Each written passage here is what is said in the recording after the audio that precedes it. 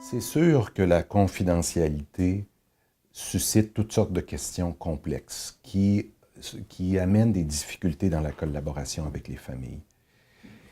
Tout d'abord, il y a tout le côté de la judiciarisation de nos sociétés. Tout est régi par la loi. Nous sommes des États de droit et on peut s'entendre que c'est une bonne chose, que c'est mieux d'aller devant le tribunal pour régler nos conflits avec nos voisins que de se taper sur la marboulette.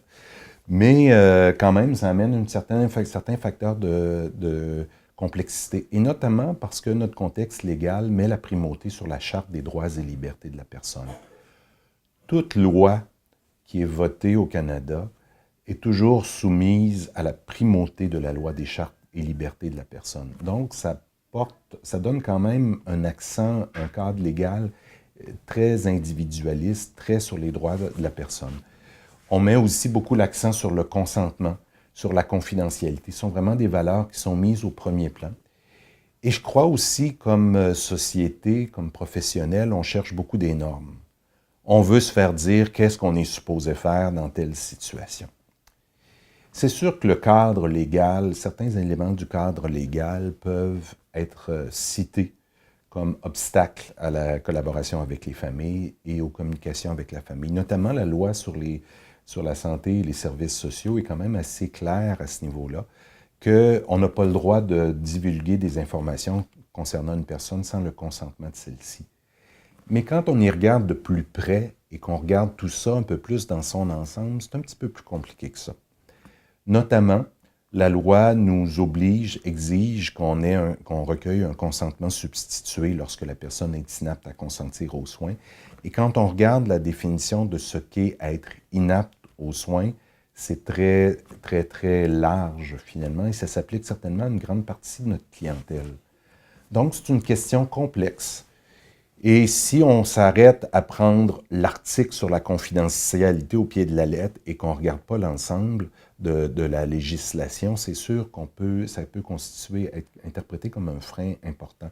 Mais quand on regarde la loi un peu plus dans son ensemble et qu'on aborde aussi une perspective éthique à tout ça, bien, ça devient beaucoup plus nuancé. Moi, j'ai personnellement eu l'occasion de discuter à quelques reprises avec des avocats, soit de mon hôpital ou soit de bureaux d'avocats qui représentaient mon établissement dans des contextes légaux, et ils ont validé cette question-là, que la loi ne constituait pas vraiment un frein et qu'on peut regarder ça dans une perspective un peu plus large que je vais vous proposer maintenant.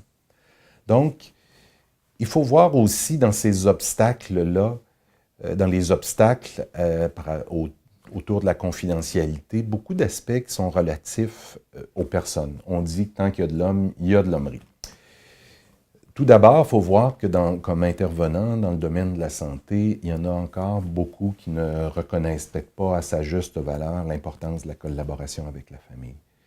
Les familles ne connaissent pas toujours les services, ne savent pas exactement comment y accéder. Évidemment, c'est normal, nos patients peuvent avoir des réticences aussi à ce qu'on parle avec leur famille. Comme professionnel, souvent, on va avoir une crainte pour l'alliance thérapeutique. On sait qu'on valorise énormément l'alliance thérapeutique dans notre discipline. Et dans ce contexte-là, tout ce qui pourrait endommager l'alliance thérapeutique nous inquiète. On a aussi parfois une tendance comme professionnel de la santé à ne pas trop vouloir se poser de questions.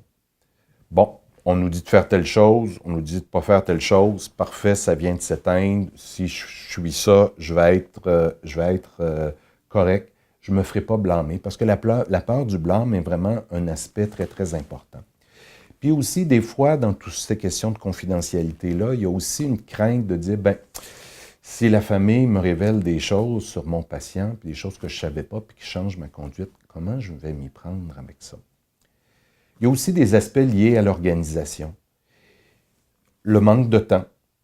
Donc, on est souvent à la course dans notre système. On est souvent à bout de souffle. On cherche du temps pour accomplir toutes les tâches qu'on a à accomplir.